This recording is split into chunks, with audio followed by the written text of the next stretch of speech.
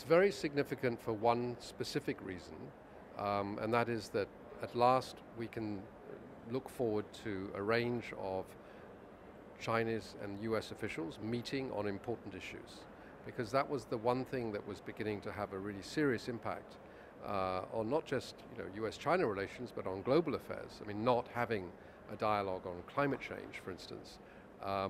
So I think that the fact that they agreed, one of the most important things they agreed to was that official contacts could resume on a variety of issues, I think is an extremely important outcome.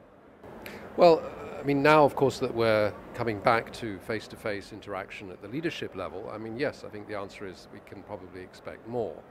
This of course has been the first opportunity, and of course President Joe Biden made specific mention of the fact that Secretary of State Antony Blinken would go to China to follow up. So yes, I think we can expect more high-level exchanges. Well, we'll be lucky to get a communique that at least frames some of the issues in terms of a common agreement on priorities, and particularly food security, global health, hopefully also some mention of the environment. And so yes, I think that's the start.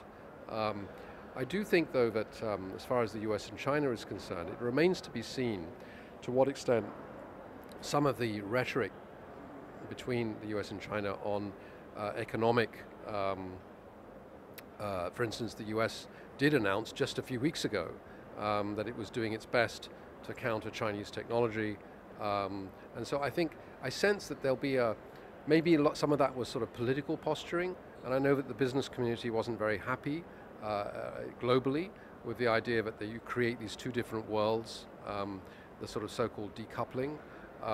So hopefully there can be some rolling back of the hard rhetoric of economic nationalism.